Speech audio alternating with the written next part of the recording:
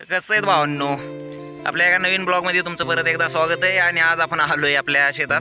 आज आपल्या जवारीत फादरने सांगितलं होतं जवारीत पाणी सोडले, पाणी कुठपर्यंत गेले कुठं नाही जाऊन बघून ये. त्यामुळे आज आपण आलोय रानात.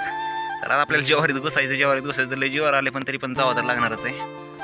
तर भावांनो, सध्या मी आलोय आमच्या जवारीला पाणी चालू तुट्या चालू त्या तसे आलंय ते बघायला आलं. तो पाणी कुठवर भिजलोय ती बघतो तर काय यार, सगळ्या जवारीत मी मला फार इथं खतरनाक झाले. ज्वारी इतकी वाढली का नाही, ज्वारी कशी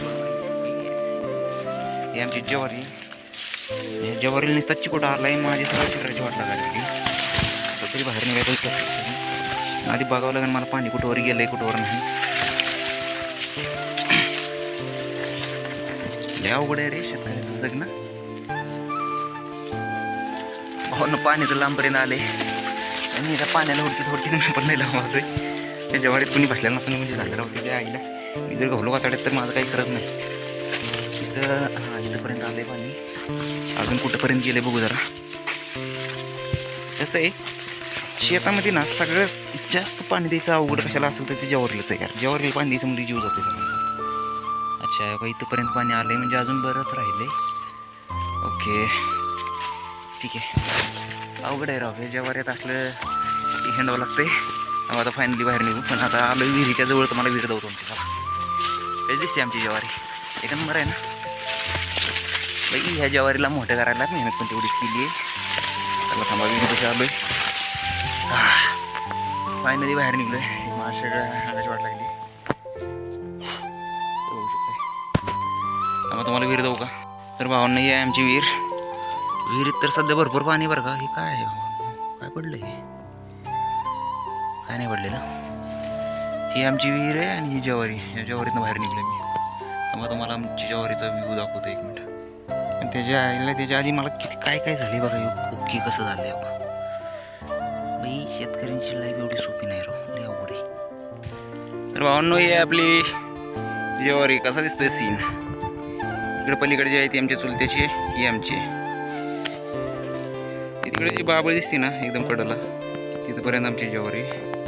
लांब आहे बरं का. चला तुम्हाला ऊस पण दावतो आमचा. भावांनो, शेतातलं पीक ना मोठं झालं की दिसायला लय भारी दिसतं बरं का. ते एकदम दिसायला टाकाटक दिसतं, पण त्याच पिकाला मोठं करायला त्या शेतकऱ्याचा फार जीव गेलेला असतो. हे आता आमचा ऊस बघा, हा आहे आमचा ऊस. याची एक तोड झाली आणि त्याच्यानंतर ऊस आला. ह्याला अजून माती काय लावलेली नाही, माती लावायची याला. तरी बी कसा दिसतंय, भारी आला बरं ऊस पण. आणि पलीकडे चुलत्याची ज्वारी हे तिथं दिसतंय ना, हे आमचा ऊसाचं पासरट जाताना तिथं थोडी जाळ लागला होता पलीकडं. लांबपर्यंत ऊस आहे. ते खालच्या जी बाबळी दिसते, खालच्या जी बाबळी दिसत ना तिथंपर्यंत आमचा ऊस आहे. भावांनो, शेती दिसायला लय भारी दिसते. बघणाऱ्यांना वाटतं यार शेती लय सोपी आहे, अशी आहे तशी आहे. हे जर शेत लय भारी आलंय, त्याचं पीक लय भारी आलंय. पण ते भारी येणाऱ्या पिकामागे ना त्या शेतकऱ्याने लय घासलेली असते. शेती दिसायला एवढी चांगली दिसते, आतून तेवढी चांगली नाही. त्याच्यात लय घासावं लागते. शेतकऱ्याला लय मारावं लागतं तेव्हा कुठे एक चांगलं पीक येते. तरी पण एवढं चांगलं पीक आणून पण त्या पिकाला काही चांगला भाव मिळत नाही. हेच आपल्या भारत देशातली बेकार कंडिशन आहे. शेतकरी त्यामुळे तर मागं राहायला लागला. हे चालले बाकीचेच नेते राजनेते पुढे चालले, शेतकरी मागच मोबाईलतोय. शेतकरी कधी पुढे जाणार आहे काय माहिती. पुढे झालं मी पण शेतात आलोय. आदरने सांगितलं होतं जाऊन ज्वारीत पाणी कुठपर्यंत गेले जाऊन बघून. म्हणलं आता आलोय तर तुम्हाला आपलं शेत पण दाखवू. आता गाडी कुठं सोडली ती बघावं लागेल. गाडी हुडकावं लागेल, कारण मी ज्वारीत घुसून डायरेक्ट तसं आलेलो आहे. मला पण माहीत नाही गाडी मी कुठं सोडली ती. दिसती गाडी तर मला इथं दिसायला लागली. जाऊन गाडी घेऊन बापरे पाय मोडला होता आता.